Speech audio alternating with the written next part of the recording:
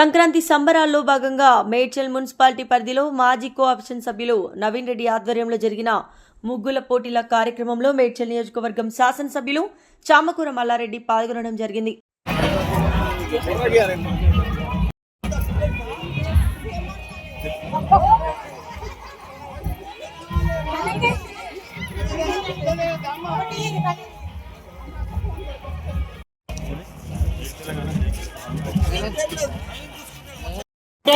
Ever green తిరుగులేదు.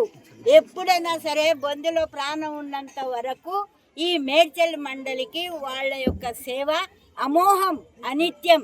అసలు అది చెప్పడానికి మాటలు లేవు. నా భూత కాంగ్రెస్ వచ్చేసండి నీళ్ళు వస్తలేవు మేడ్చల్. అంతకుముందు టీఆర్ఎస్ ప్రభుత్వంలో మా కేసీఆర్ గారు 43 కోట్లతోటి సపరేట్ రిజర్వేర్ నేను రాజకీయం మాట్లాడొద్దు అనుకున్న పండుగ నాడు కానీ మాట్లాడవలసి వస్తుంది. ప్రజలు ఇప్పుడే నాకు ఓలని మంది కాలనీవాసులు అంతా రిప్రజెంటేషన్ ఇచ్చారు. మండే నాడు కూడా వాటర్ వర్క్స్ కాడికి పోతున్నా.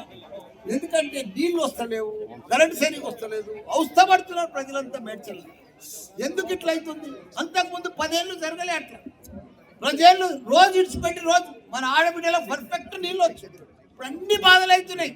రియల్ ఎస్టేట్ లేదు, నీళ్లు లేవు, కరెంట్ సరిగా లేదు, అన్ని ప్రాబ్లమ్స్, వ్యాపారాలు లేవు, అన్ని ప్రాబ్లమ్స్. వాళ్ళు అన్ని బాగా చేస్తున్నామని వాళ్ళు చెప్తున్నారు. ప్రజలకేమో అన్ని ఇబ్బందులు అవుతున్నాయి.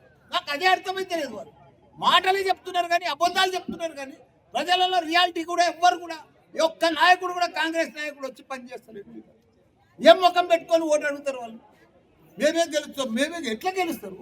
మేము చూడు ఇప్పుడు 3 హాస్పిటల్ పై అన్ని ఫ్రీగా, ఒక అరుంధతి హాస్పిటల్, ఒక సిఎంఆర్ హాస్పిటల్, ఒక మల్లారెడ్డి హాస్పిటల్. ఏ పేదవానికి ఎవరికి వచ్చినా రూపాయలు లేకుండా ట్రీట్మెంట్ చేస్తున్నాం.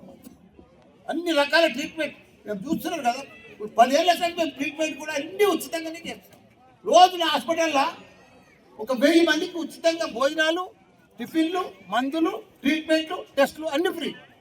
ఎవరైనా డెలివరీ అయితే ప్రతి ఒక్కరికి కూడా 5,000 రూపాయలు గిఫ్ట్ ఇస్తున్న సిఎంఆర్ గిఫ్ట్ 5,000 చెక్ ఇస్తున్న ఒక్కొక్కరు. రోజు 10 డెలివరీలు అయితే మల్లారెడ్డి హాస్పిటల్ 1200 కేసీఆర్ మా కిట్ ఇచ్చినట్టుగా 1200 నేను కిట్ ఇస్తున్న టవాలు, సోపు ఇవన్నీ కూడా మల్లారెడ్డి హాస్పిటల్ చూరాలం. ఇంత సేవ చేస్తున్న ప్రజలకు మాకు ఓటేసారు, గెలిపించారు. వాళ్ళని కూడా సేవ చేసే భాగ్యం మనకు కలిగింది. ఇప్పుడు ఇలా చూడు, దేశంలో 3 యూనివర్సిటీలు పెట్టి పిల్లలకు ప్రపంచం తగ్గట్టుగా స్థాయిలో నేను విద్యను అందిస్తున్నాను.